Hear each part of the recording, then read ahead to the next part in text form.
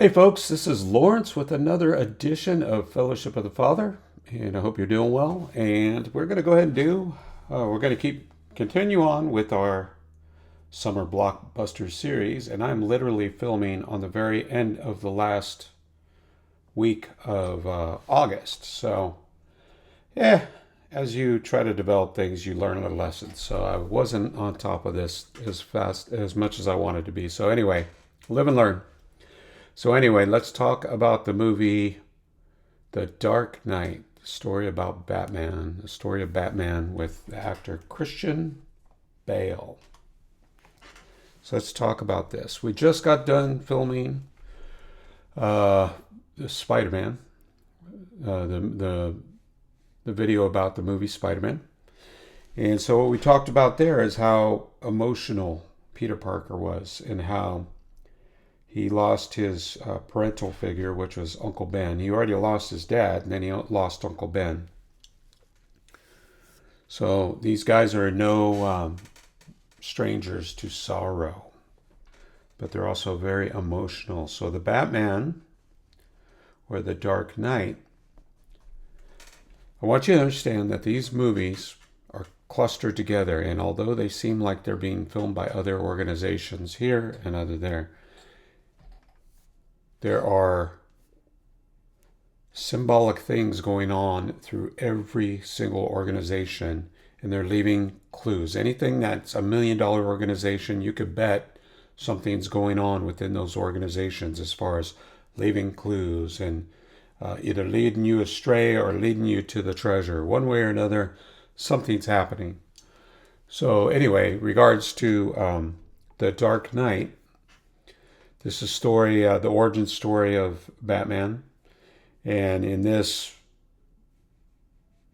universe where this Batman is, now I got to track all this stuff, right?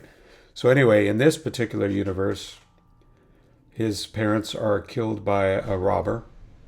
And the dad decides to be a hero and step in front of the gun of someone that's about to rob him. And he could have easily just let him take the merchandise, but I guess he kind of struggled with them. I think if my memory serves me, which it often doesn't. As far as I know, he kind of struggled somehow with the gun, and that caused the accident where he ended up getting his wife shot. He got shot. Everyone got shot, and then now Bruce Wayne's by himself as a child. And there's a symbolism in where the pearls fall to the ground. And I don't know if that has to do with, say, like the scripture about pearls go to pigs, or maybe it's just a commentary on the fact that the Waynes were rich, but all their riches couldn't save their lives. Maybe it's something like that. I think the bigger story is the underlying theme of the emotional male, right? So like I was saying in the first video, these superheroes, they cross over. So Spider-Man is emotional and Batman is emotional. That's why they wear masks, right? They're hiding something.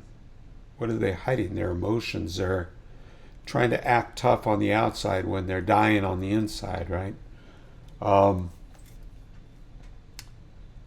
So they show Bruce Wayne is in the Bat Cave, right? So that's where he goes to this dark place to brood and try to get right about his emotions. And he's just flustered all the time and always he is just kind of this bitter guy, trying not to break the law, but he's a vigilante, so he is breaking the law. And so he's trying to do good and bad simultaneously. And I would say, if you look at the Spider-Man series and you look at this particular movie, the things they have in common is Peter Parker and Bruce Wayne are learning how to integrate their dark side, right? So in Christianity, what they say is sin, bad, no, don't, no, bad, sin. They never say, look, sin is this thing that God allows you to do, and you got to figure out how to reduce it, and you got to figure out how to manage it, and you got to figure out how to take some of that dark energy, process it in a way that's much more healthy than just doing to others and splitting all the time, just offending people, sinning against people, and then covering up all your guilt and everything by your poor choices or your vices, right? So that's kind of what's going on with the Batman movies, right? It's the same thing. Bruce Wayne is incredibly insecure. Everything about him is like, defend this, defend my family, defend the Gotham City, get the bad guy, while no one's looking, beat the living crud out of the bad guy, take sucker punches. It's that passive aggressive thing that he does, and that's what makes him such an interesting character, is because we can relate to the fact that we've all been in passive aggressive spaces where we should have kept our cool, but we blow it and we get angry. And that's where the Dark Knight it's all about. He's processing the darkness.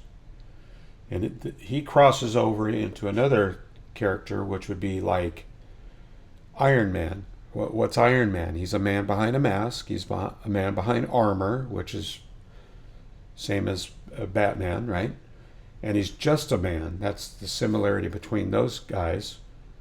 And in the effort to do what's right, he makes a lot of bad decisions along the way, but he's constantly improving. He's trying to find his way to better himself and leave more of a legacy than all the damage they left behind. That's kind of the story with Iron Man. And so look at these superhero movies. They're not just here to jazz us up and feel great about walking around in our pajamas. So it's like, what are these movies for? What are the comic books for? What are the original hero stories of Greek folklore? What's the reasoning for all this? Things aren't happening for a reason. We don't do things in society because we're bored. We do things. Society is led, for as much as I want to say it's not, by a lot of competent people that are leading us down a road. So evil can be just as competent as goodness, and often it's more competent because it's more focused and it has something to prove, and it's antisocial by nature, and it just wants to destroy. So of course there's got to be a force to fight that, otherwise civilization would come to a halt and stop, and we'd all die. So that's the story of the superhero. That's the story of Bruce Wayne. And I'll give you one more little tidbit. I missed some on the Spider-Man one. I'm going to insert that via text probably, but just think about, he's one of the few superheroes with a sidekick.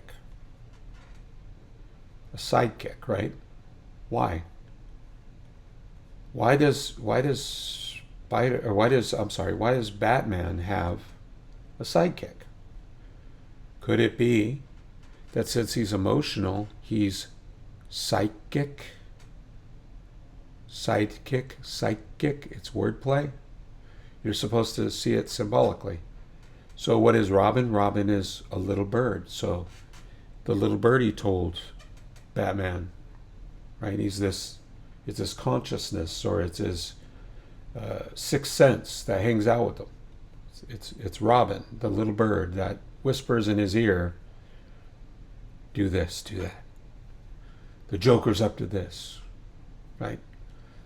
So that's my play on the whole concept of a sidekick, right? Next time you see another superhero with a sidekick, ask yourself, are they psychic? Anyway. I'm goofy. I'm sorry. Anyway, this is Lawrence with Fellowship of the Father. Hopefully you enjoy this stuff. This is made for you guys. Hopefully it supports you. If it supports you, support me back. Like, share, and subscribe. And let's do this thing together. Let's build networks. Hopefully, say in like 50 years, YouTube will be full of people conversing amongst each other and giving each other breaks and building each other up. And that will be the community. We won't need this rock star thing. This guy's more popular than this guy. This guy, oh man, look at all the views. It'll be like more like if you were go to a fast food place and you go get something, and you get off work and you go to another the guy from the fast food place goes to another place to get jeans or whatever. It's a community, and together we can get stuff done, and we could do that through the power of these videos. So anyway, hopefully you enjoyed this video. This is Fellowship with the Father. Like, share, and subscribe, and I will talk to you later. Bye-bye.